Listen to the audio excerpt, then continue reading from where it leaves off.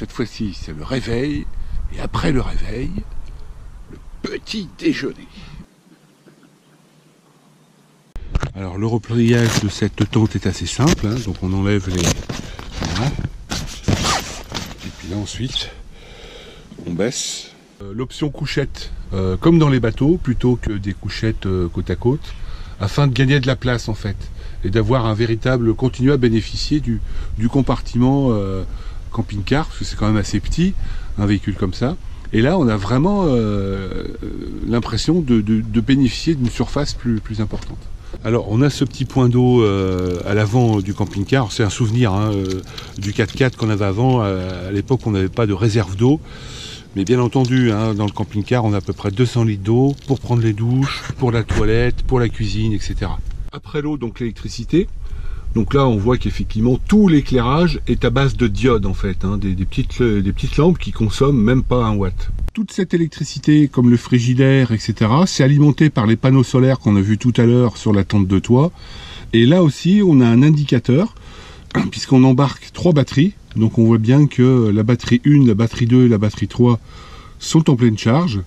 Et ça permet d'avoir une totale autonomie sans avoir à se brancher en électricité. Donc n'importe quelle petite anfractuosité sera mise à profit pour mettre des affaires diverses. Là par exemple ici on va ranger le triangle de signalisation, les chaussures de plage, le petit matériel de bricolage, la colle, le scotch, le couteau suisse. Alors là maintenant nous partons à la découverte du camping. Donc, voilà une très bonne petite adresse, le camping de Fontenoy, à Fontenoy le château. Alors ça, c'est la découverte top. Alors on va aller voir les mobylettes de Marlise. C'est marqué mobilette, c'était une marque mobilette. D'où vous vient cette passion des mobylettes alors Marlise? Je sais pas. C'est vélo et mobilette les deux. Alors chez Marlise, on trouve de tout. Merci pour tout Marlise. Oui, bonne continuation. Oui, la planification de la route, ça se fait bien entendu à partir des cartes papier qui restent quand même indispensables. On utilise tout simplement soit Michelin, soit Maps. Donc là on va lancer le GPS pour savoir où on est. Donc voilà, on voit à peu près où on est et la route qu'on va prendre aujourd'hui.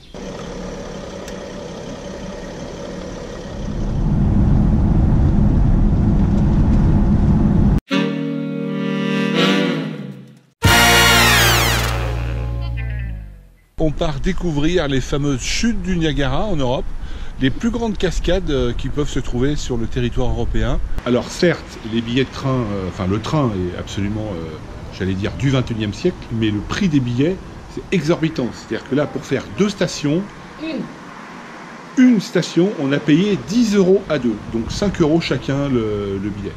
Donc voilà, on en a pour son argent, mais c'est quand même pas donné.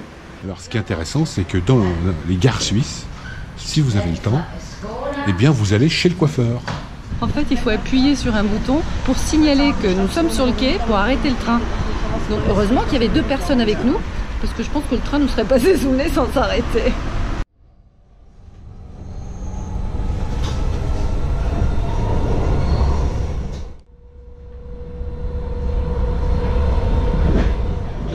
Après le train, le bus climatisé. C'est quand même agréable.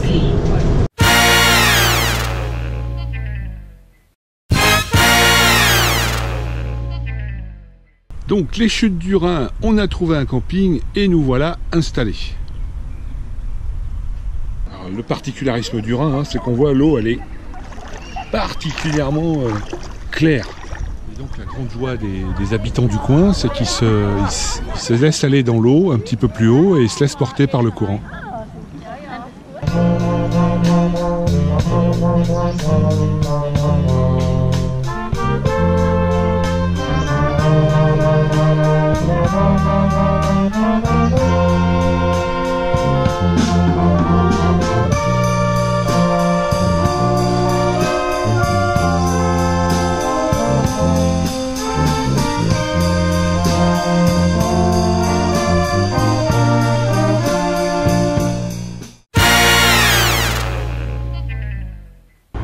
partir de Schaffhausen, c'est également possible de faire des balades en bateau le long du Rhin jusqu'au lac de Constance.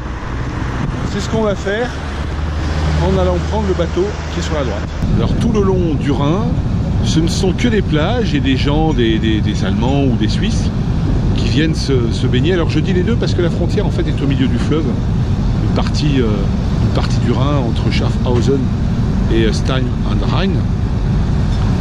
Et donc là, de ce côté, et là à droite, c'est l'Allemagne. Et donc beaucoup de plages, les gens viennent poser les bateaux et profitent de la météo pour pique-niquer, pour prendre du bon temps.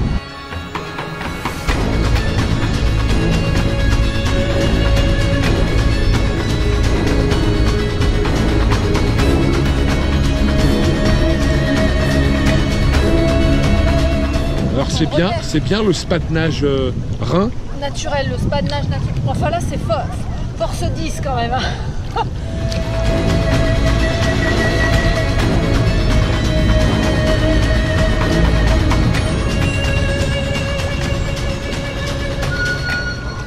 Voilà, donc là on quitte Stein am Rhein et retour Schaffhausen.